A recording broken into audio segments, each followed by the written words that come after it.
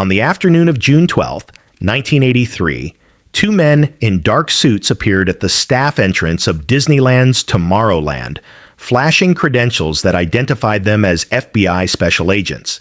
They weren't there to investigate a theft or interview a witness to some petty crime.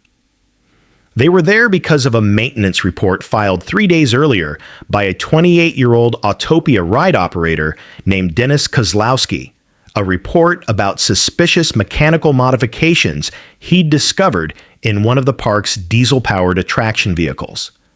Modifications that, if Kozlowski's observations were correct, shouldn't exist and couldn't be explained by any legitimate maintenance procedure. What he'd found, hidden in the engine compartment of car number 47, buried beneath layers of factory components, and accessible only to someone who knew exactly where to look, was a sophisticated dead drop mechanism connected to what would turn out to be the most elaborate KGB sleeper network ever uncovered on the West Coast. Before the investigation concluded, 16 people would be arrested across 3 states. A covert intelligence gathering operation stretching back more than a decade would be dismantled, and the FBI's understanding of how Soviet illegals operated in American society would be fundamentally rewritten. The key to breaking it all open was a Vietnam veteran with PTSD who'd taken a job driving miniature cars around a track because he couldn't handle anything more complicated, and who noticed something wrong because his particular brand of hypervigilance made it impossible for him not to.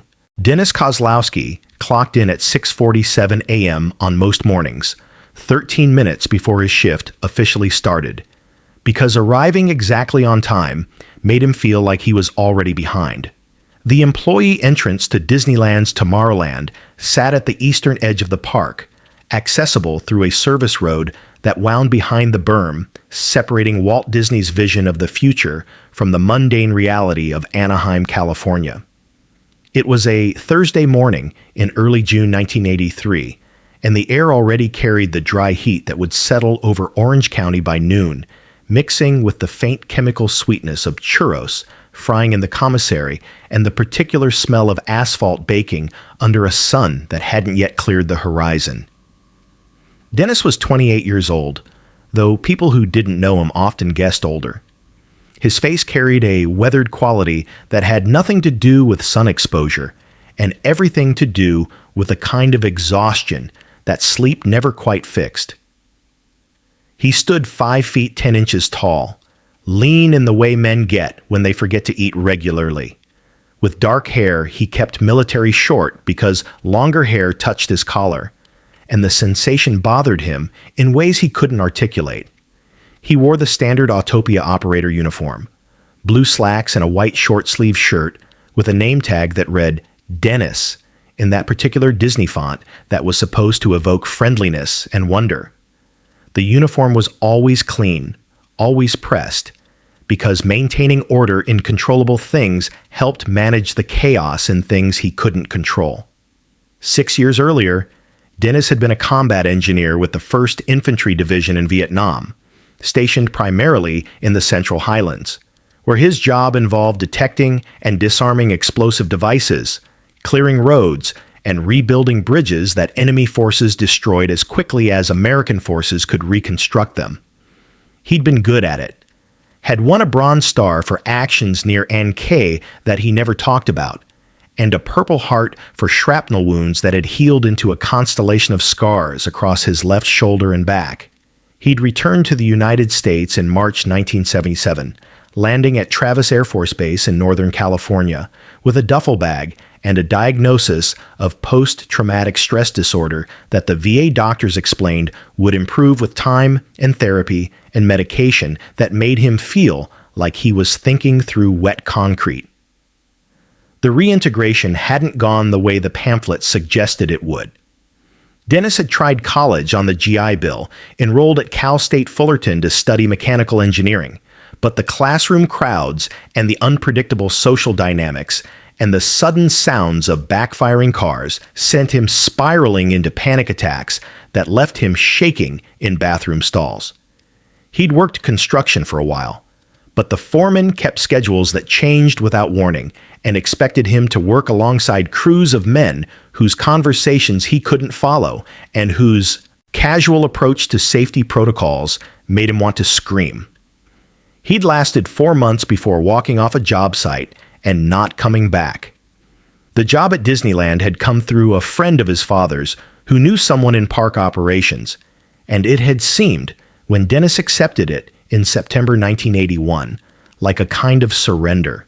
A decorated combat veteran driving miniature cars in circles for children felt like a cosmic joke, a humiliation he couldn't quite name. But the work had structure. The Autopia attraction operated on precise schedules, opening at park hours and running continuously until closing, with mechanical maintenance windows built into the daily rhythm. The cars followed guide rails, which meant their paths were predictable, unchanging. The diesel engines were simple, almost crude in their mechanical honesty. Nothing like the sophisticated equipment he'd worked with in the Army, but that simplicity was comforting. He could take an Autopia car's engine apart and reassemble it blindfolded.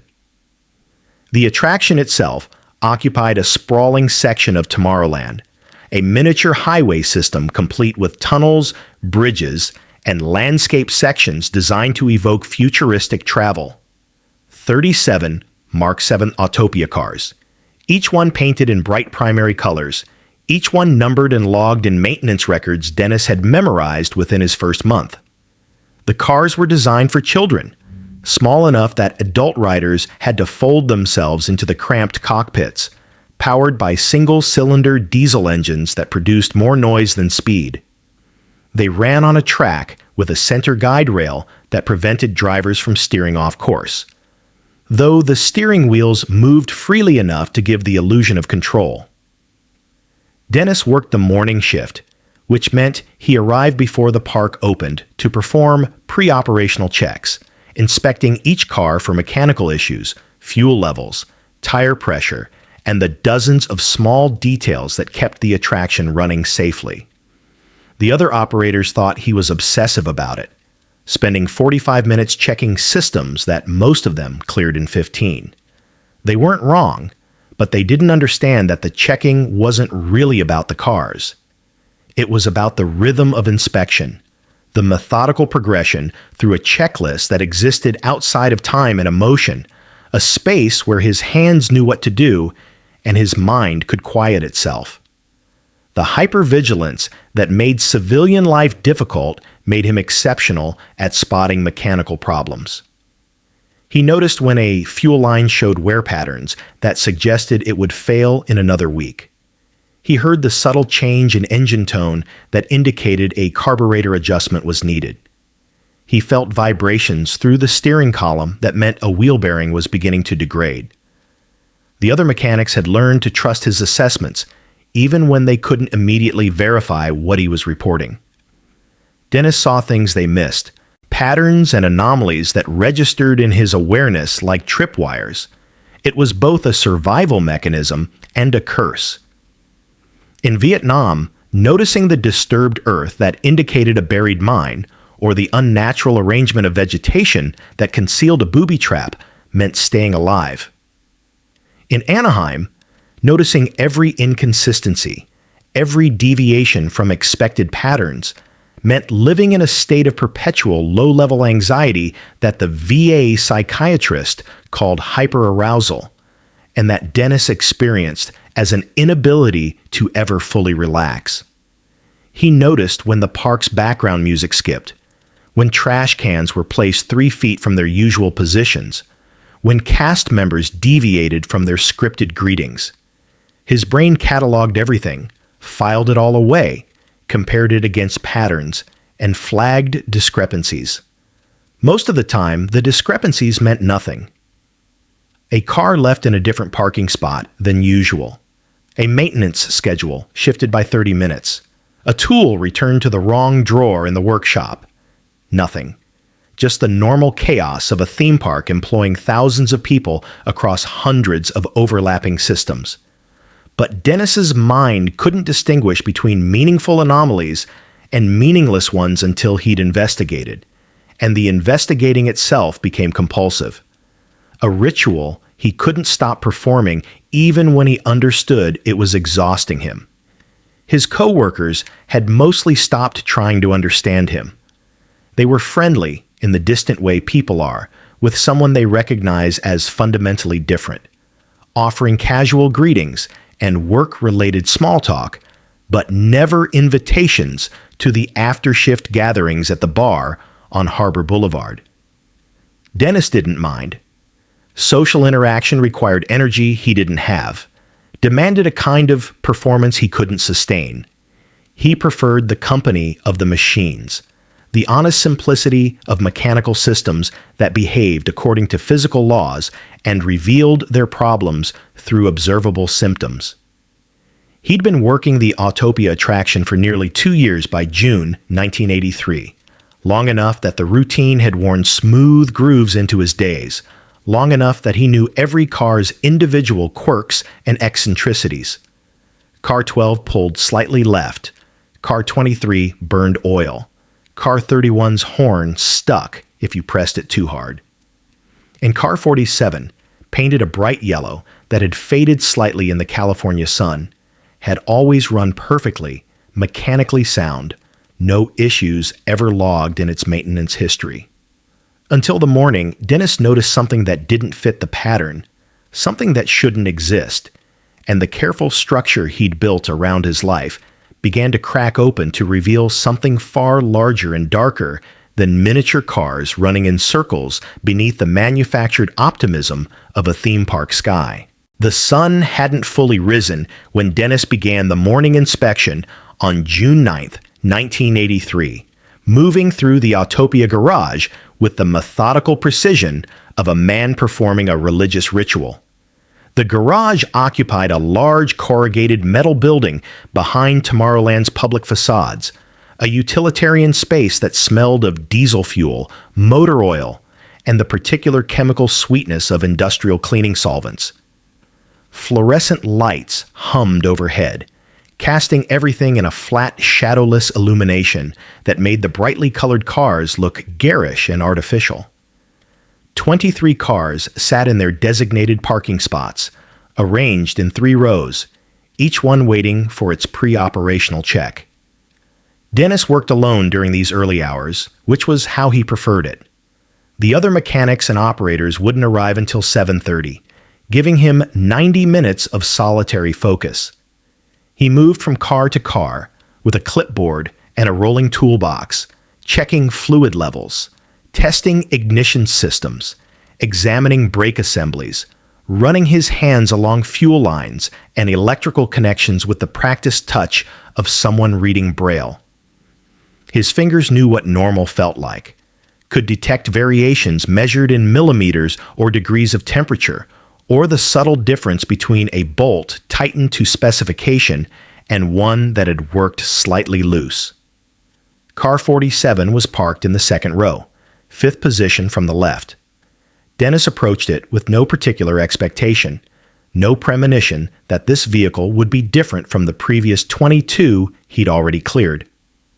The car sat low to the ground, its yellow paint reflecting the fluorescent lights in streaks of chemical brightness.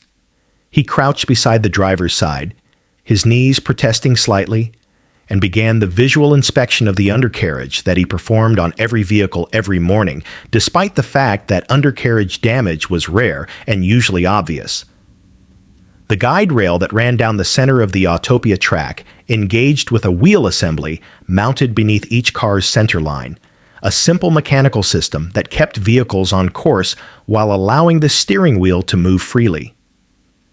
Dennis had inspected this assembly thousands of times across hundreds of cars, knew its configuration with the intimacy of complete familiarity.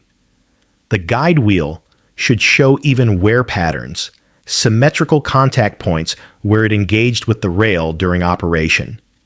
The mounting bracket should be clean, factory welded, painted the same industrial gray as the chassis.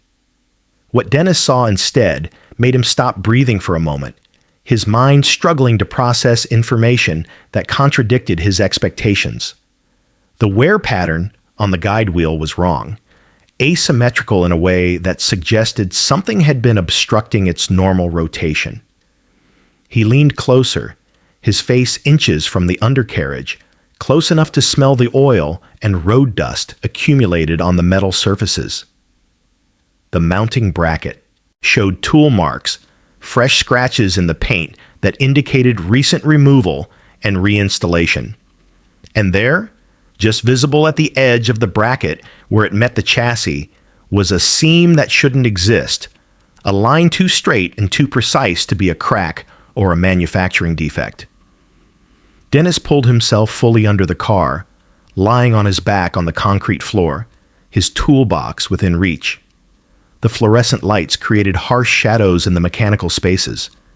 But he'd worked in worse lighting, had disarmed explosives by flashlight in Vietnamese tunnels where the darkness was absolute and every touch carried the possibility of detonation. He pulled a small LED flashlight from his pocket, a tool he carried constantly, and directed its beam along the seam he'd noticed. The modification was sophisticated, almost invisible, unless you knew exactly where to look. Someone had welded a compartment into the chassis, a rectangular space approximately 8 inches long by 4 inches wide by 2 inches deep, positioned where the guide wheel assembly would normally attach. The compartment was constructed from the same gauge steel as the chassis itself, welded with professional precision at points that would be hidden by the mounting bracket. The welds had been ground smooth and painted to match the surrounding metal, camouflaged with an attention to detail that spoke of careful planning and considerable skill. The access mechanism was even more clever. What appeared to be a standard mounting bolt, identical to the 5 other bolts securing the guide wheel assembly, was actually a release mechanism. Dennis recognized the design, had seen similar systems used in military vehicles for accessing hidden equipment compartments. The bolt looked normal, had a standard hex head that would accept a wrench, but it was threaded differently, designed to turn a quarter rotation before engaging a spring-loaded catch that would allow the compartment door to drop open. He lay there for a full minute, his heart rate elevated, his mind working through possibilities and implications. The modification was too sophisticated to be amateur work, too carefully hidden to be anything innocent. This wasn't a mechanic creating extra storage space. This was deliberate concealment, a compartment designed to be invisible to anyone who wasn't specifically looking for it. And the fresh tool marks suggested it had been accessed recently, within the past few days, based on the minimal dust accumulation. Dennis photographed everything. He carried a small 35mm camera in his toolbox, a Canon AE-1 he'd bought used from a pawn shop, originally purchased for the purpose of documenting mechanical problems that were difficult to explain verbally. He shot 12 photographs from different angles, capturing the seam, the tool marks, the suspicious bolt, the overall positioning of the compartment within the chassis. The camera's shutter clicks sounded unnaturally loud in the quiet garage, each one a small commitment to a course of action he hadn't yet fully decided to take. He wanted to open the compartment, to see what was inside, but some instinct stopped him. Opening it would mean disturbing evidence, potentially alerting whoever had installed it that the modification had been discovered. And there was something else, a deeper reluctance rooted in his military training. Hidden compartments meant hidden materials, and hidden materials in unauthorized locations meant potential threats. His mind supplied possibilities, drugs, weapons, stolen merchandise, all plausible explanations, all scenarios that made more sense than the explanation his training suggested, but his rational mind resisted.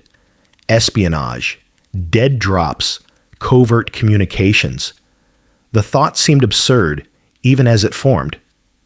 This was Disneyland, an amusement park, a place where families brought children to meet cartoon characters and eat overpriced ice cream and forget about the complexities of the world outside. The idea that someone was using an Autopia car as part of an intelligence operation belonged in a spy novel, not in a routine maintenance inspection in Anaheim, California.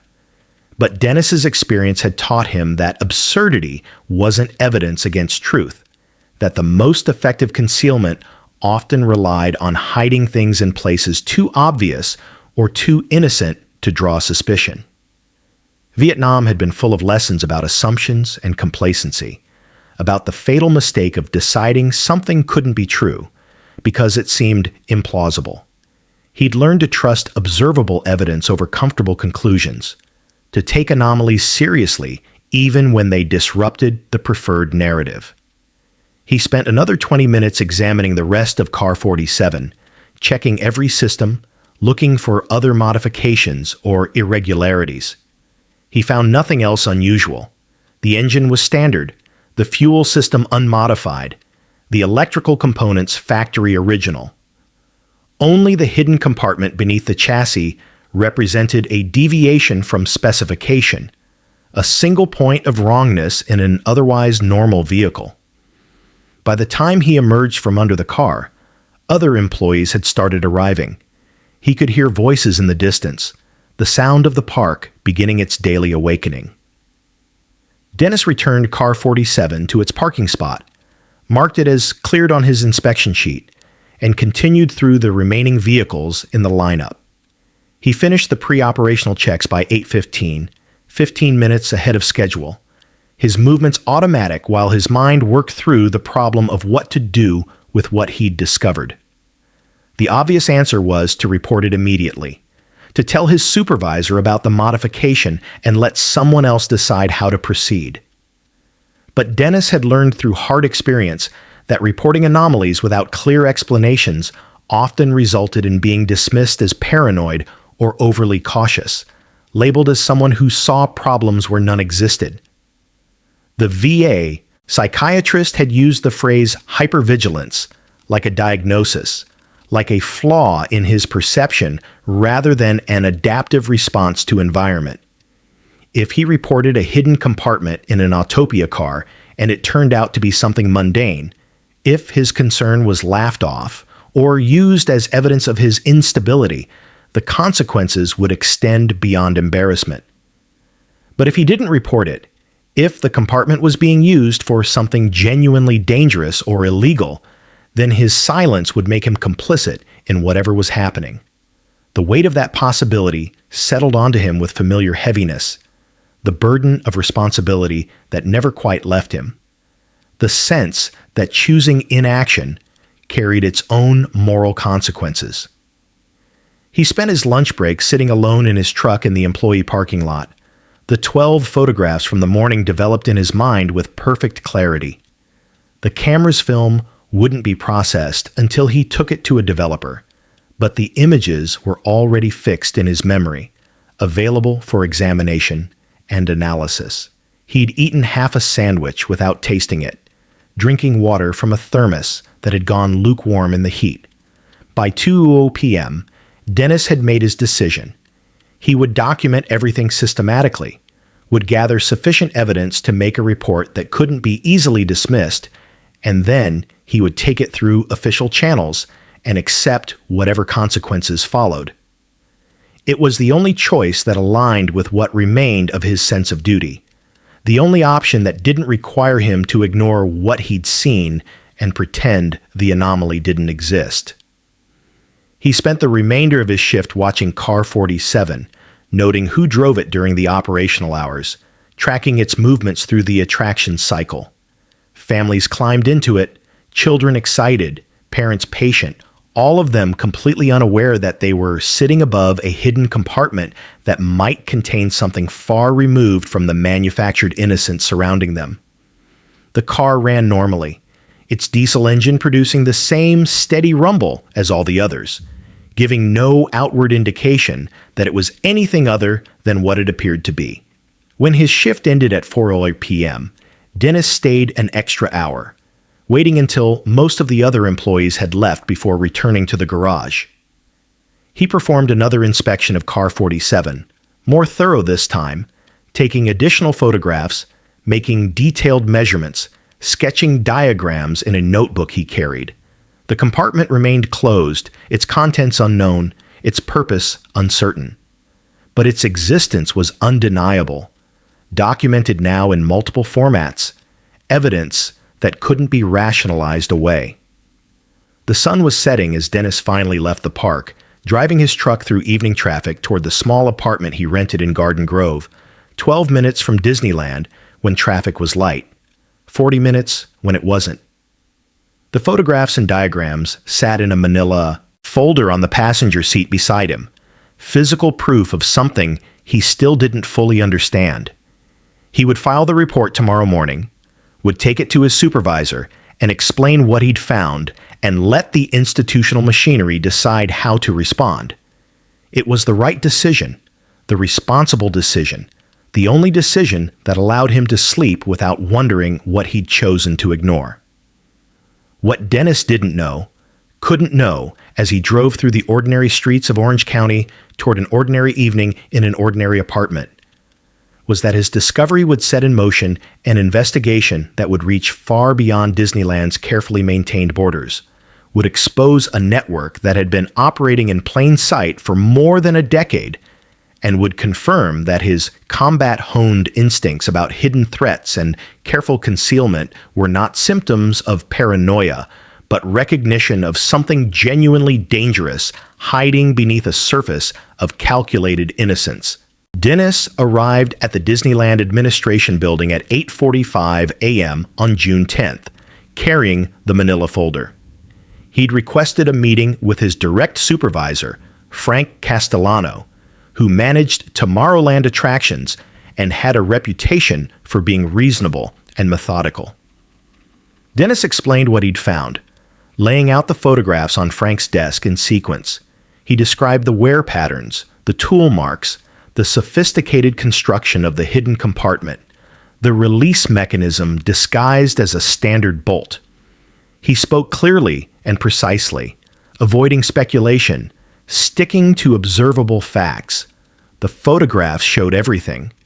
Frank studied the images in silence, his expression shifting from polite attention to focused concentration to something that might have been concern. He asked clarifying questions about when the compartment might have been installed, how often Car 47 underwent maintenance, who had access to the garage. Dennis answered each question directly. This needed to go higher. Frank made 2 phone calls, and within an hour, Dennis found himself repeating his explanation to a room that now contained 4 people. Patricia Holbrook, who oversaw all attractions operations, sat taking notes. And across from Dennis sat Robert Marchetti, Disney's head of security and a former LAPD detective. Marchetti asked different questions that focused on access patterns, personnel records, and security protocols. After 30 minutes, he made a decision. He told Dennis he'd done the right thing reporting this, that the matter would be investigated thoroughly, and that Dennis should continue his normal duties without discussing this situation with anyone. Then Marchetti collected all the photographs and the camera's undeveloped film. Robert Marchetti had spent 15 years with the LAPD before joining Disney's security division in 1978, including 3 years working organized crime intelligence. He'd been briefed on Soviet intelligence operations in Southern California, had attended interagency seminars where FBI counterintelligence specialists explained how KGB officers operated, how they communicated, how they moved materials through networks of dead drops designed to prevent direct contact. The hidden compartment in Car 47 matched patterns Marchetti had seen in those briefings. The sophisticated construction, the careful concealment, the positioning in a high-traffic public location, all of it suggested professional intelligence work. Marchetti contacted the FBI's Los Angeles field office at 2:17 p.m. on June 10th, requesting to speak with someone from the counterintelligence division. The request was routed to Special Agent Sarah Chen, a 14-year FBI veteran who specialized in Soviet operations. Chen listened to Marchetti's explanation, asked several pointed questions, and told him she'd be at Disneyland within 2 hours. She arrived at 4:30 p.m. with another agent and a technical specialist. Marchetti escorted them directly to the Autopia garage. The park was still operational, guests moving through attractions, completely unaware that FBI agents were examining a vehicle thousands of people had ridden. Chen examined Car 47 personally, lying on her back beneath the chassis, photographing the compartment with FBI equipment. She documented everything before making the decision to open it. The release mechanism worked exactly as Dennis had described. The compartment door dropped down on small hinges. The compartment was not empty. Inside, secured with custom-fitted foam padding, was a small cylindrical container approximately 6 inches long and 1 inch in diameter, constructed from watertight aluminum. Chen removed it carefully, unscrewed it at its center point, and revealed its contents: microfilm. 3 small spools of it, each containing hundreds of photographically reduced document pages. The technical specialist set up equipment to examine the spool's contents. What appeared on the reader's screen made Chen reach for her radio and request immediate support. The microfilm contained technical specifications, engineering diagrams, and performance data for satellite systems manufactured by Hughes Aircraft Company, one of Southern California's largest defense contractors. The documents were classified, marked with security designations that made their presence in a Disneyland attraction vehicle a serious breach of national security. Chen made rapid decisions. The compartment would be left in place but monitored continuously. Car 47 would remain in operation to avoid alerting whoever was using the dead drop. The FBI would establish surveillance, and the investigation would expand immediately. The realization that transformed the investigation came during Chen's conversation with Marchetti about Disneyland's unique characteristics. The park received millions of visitors annually, drawing crowds from around the world. Its workforce was massive and transient, with thousands of employees cycling through seasonal positions. And the park's nature as a public space meant almost anyone could access it legally, could ride the same attraction multiple times, could visit repeatedly without arousing suspicion. It was, Chen realized with cold clarity, the perfect dead drop location. Anonymous in its crowd, innocent in its purpose, accessible to foreign nationals without raising flags. If you wanted to pass classified information in Southern California, Disneyland was brilliant in its banality. The investigation that had begun with a maintenance worker noticing unusual wear patterns had become something far larger, a counterintelligence operation that would eventually be codenamed Wonderland. The FBI's investigation into Operation Wonderland expanded with methodical intensity. Within 72 hours, a specialized surveillance team had been deployed to Disneyland, operating under commercial cover. They photographed everyone who rode Car 47, tracked anyone who showed unusual interest in the Autopia attraction, and maintained round-the-clock monitoring of the garage. The first breakthrough came from document analysis. Chen's team pulled 3 years of maintenance records for Car 47, cross-referencing every service entry. The pattern emerged with uncomfortable clarity. Car 47 had been serviced exclusively by a single mechanic named Robert Lindholm for the past 37 months, an arrangement unusual enough to warrant scrutiny. Robert Lindholm had worked at Disneyland since January 1980. His personnel file showed a competent employee with an unremarkable work history, no disciplinary issues, no red flags. He was 34 years old, unmarried, living in a modest apartment in Buena Park. On paper, Robert Lindholm was exactly what he appeared to be. The FBI's background investigation revealed something different.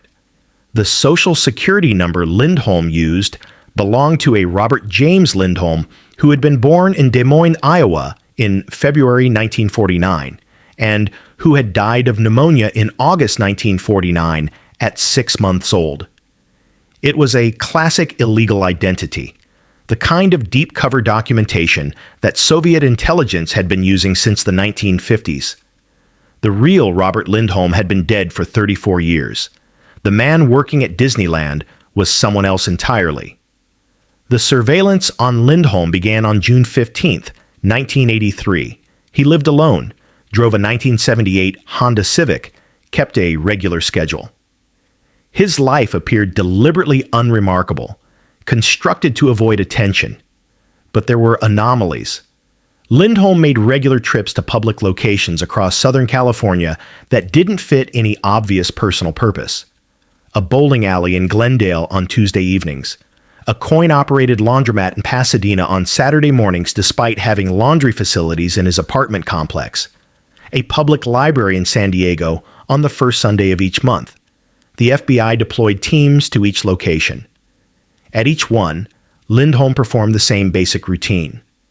He engaged in the location's ostensible purpose briefly, then accessed specific infrastructure. At the bowling alley, he always requested Lane 7 and made a trip to the men's restroom where he spent exactly 4 minutes in the second stall. At the laundromat, he used the third washing machine and stepped outside during the wash cycle. At the library, he browsed periodicals and sat at a particular study carrel.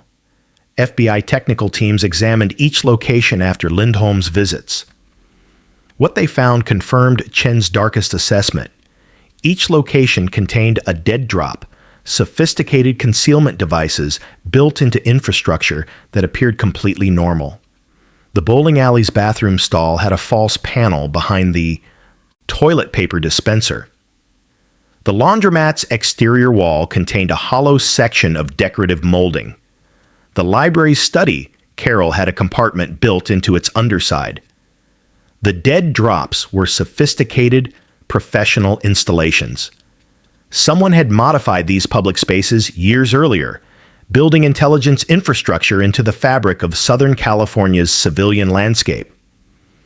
Chen's team began mapping the network, tracking everyone who visited the same locations with similar behavioral patterns. Over 6 weeks, the FBI identified 15 other individuals who accessed the various dead drops, each one following protocols that suggested training and tradecraft knowledge. A college professor from UCLA, a bank manager from Newport Beach, a city planner from San Bernardino, each one living ordinary American lives, working ordinary jobs, integrated into their communities with deep cover that took years to establish. The FBI's counterintelligence division recognized what they were seeing. This wasn't a traditional intelligence network. This was an illegal operation, a network of deep cover operatives living under false identities, people who had been inserted into American society years earlier. The Soviet Union called them illegals, officers who operated without diplomatic protection. The scope became clear when analysts identified the common thread. They all had access to, or proximity to, Southern California's defense and aerospace industry. The UCLA professor taught electrical engineering and consulted for defense contractors. The bank manager's client list included executives from Northrop and Rockwell. The city planner worked on zoning for industrial facilities that included classified government installations. The most alarming discovery came on July 28th, when surveillance identified a woman named Patricia Morrison accessing a previously unknown dead drop in Pasadena. Morrison worked as an administrative assistant at the Jet Propulsion Laboratory, one of NASA's primary facilities handling classified defense projects alongside civilian space programs. Her access to JPL's administrative systems gave her potential visibility into project schedules, personnel movements, and security protocols. Chen briefed FBI leadership in early August, presenting evidence of what appeared to be the most sophisticated illegal operations Soviet intelligence had run on the West Coast. 16 identified operatives, multiple dead drop locations, years of successful operation, and access to some of America's most sensitive defense technologies. The decision was made at the highest levels.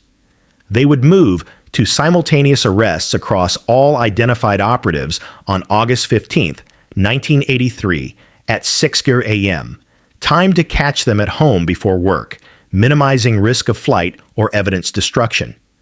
Agent Sarah Chen was assigned to lead the team arresting Robert Lindholm. She spent August 14th reviewing the arrest plan, checking equipment, briefing her team. At 5:45 a.m. on August 15th, 16 FBI arrest teams were in position across Southern California, waiting for the synchronized signal. The signal came at exactly 6:00 a.m.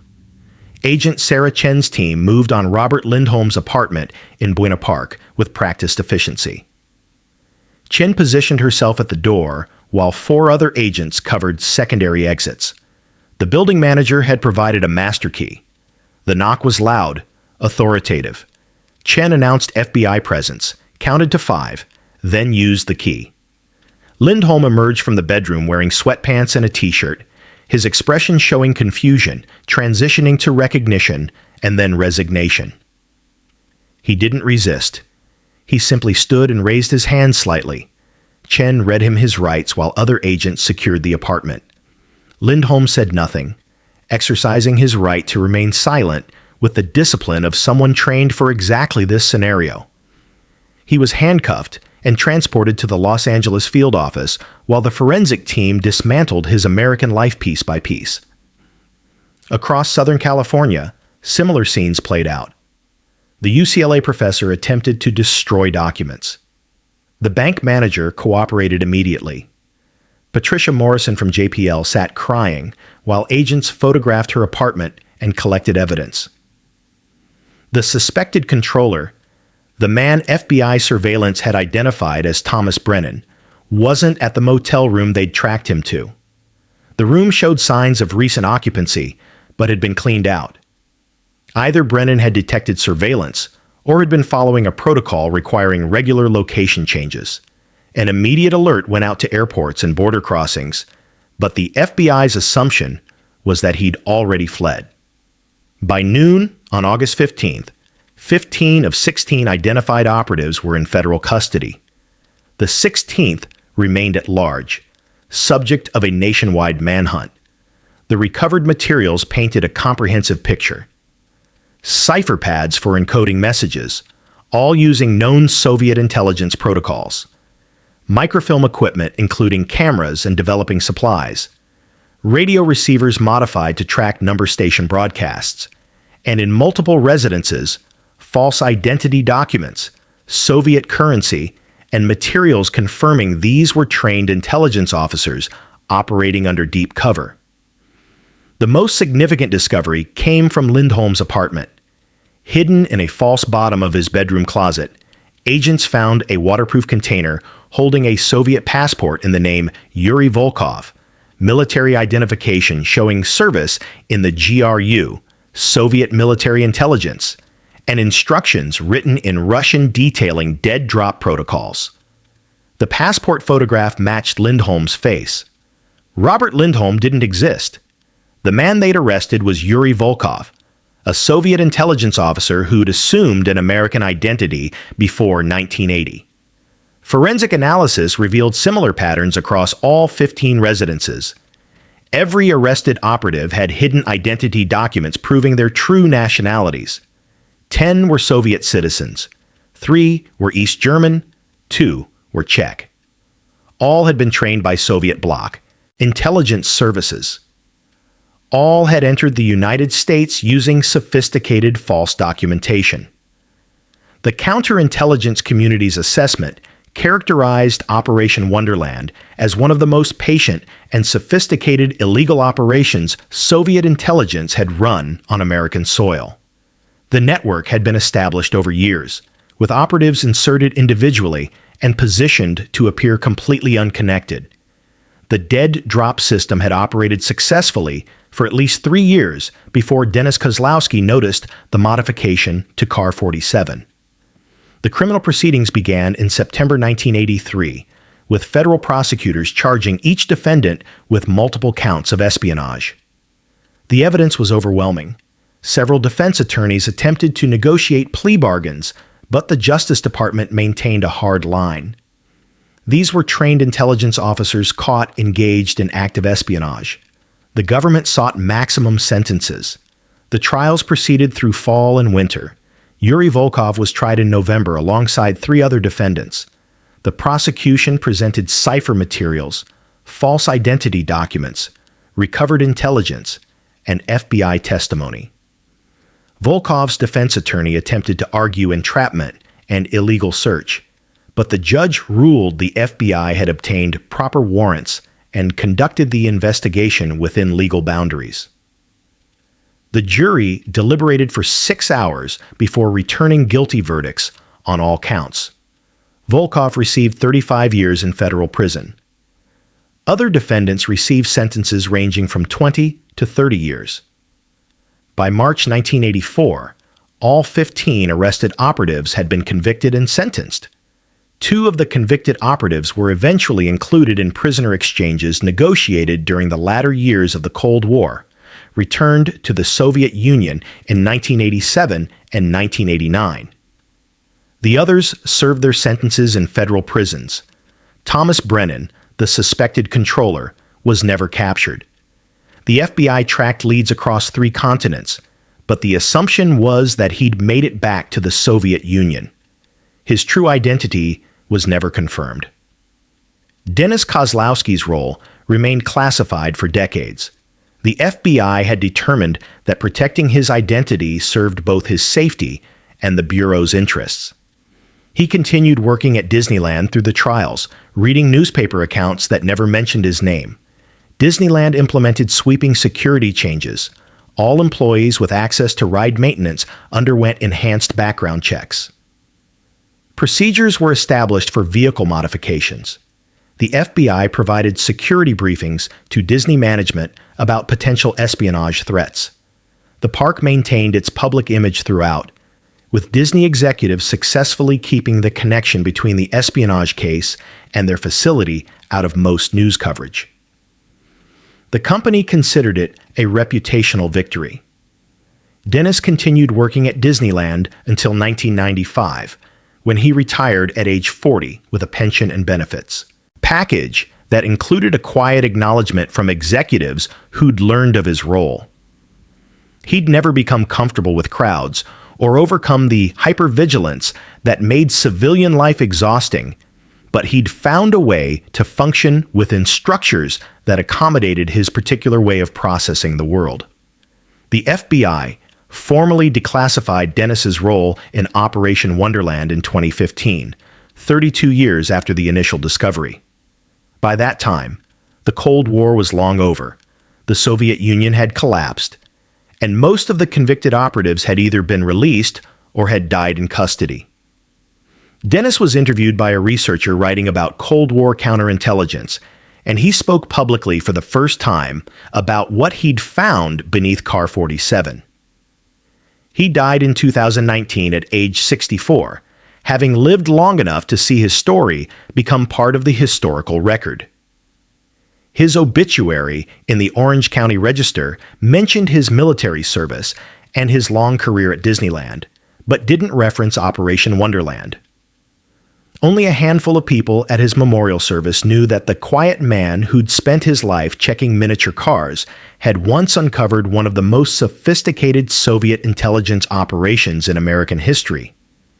The historical assessment concluded that the network had successfully gathered and transmitted technical intelligence about American aerospace capabilities for approximately 4 years before its discovery.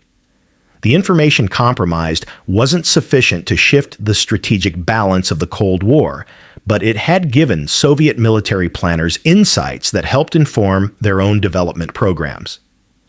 The case became a teaching example in FBI counterintelligence training, used to illustrate both the sophistication of Soviet illegal operations and the importance of seemingly minor anomalies.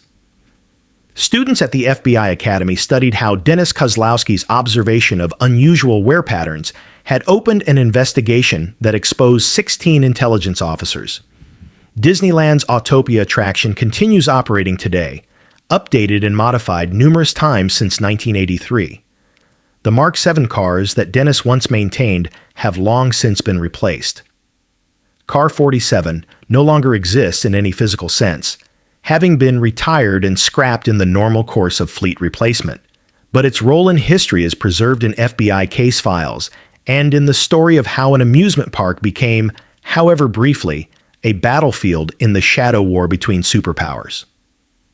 The final irony of Operation Wonderland was how perfectly it illustrated the nature of Cold War espionage in its later years. Not dramatic confrontations, but patient operations hidden in plain sight, intelligence gathered from public sources, secrets moving through the ordinary infrastructure of American life while millions remained completely unaware. And the operation's unraveling came not from sophisticated counterintelligence techniques, but from a maintenance worker with PTSD who couldn't stop himself, from noticing patterns who'd learned in Vietnamese tunnels that anomalies mattered. In the end, Operation Wonderland stood as testament to both sides' capabilities. Soviet intelligence had created a network sophisticated enough to operate for years inside American civilian society, and American counterintelligence had responded with methodical investigation that dismantled the entire network. And at the center was Dennis Kozlowski, who'd just wanted the cars to run correctly, who'd noticed something wrong because his particular way of seeing the world made it impossible not to notice, and who'd set in motion events that ended with 15 Soviet intelligence officers in federal prison. He never considered himself a spy or a counterintelligence operative. He was a mechanic who'd found something that didn't belong, and he'd reported it because that's what you did. That it involved espionage and Soviet illegals and classified satellite technology was almost beside the point. The pattern was wrong. The anomaly needed to be addressed.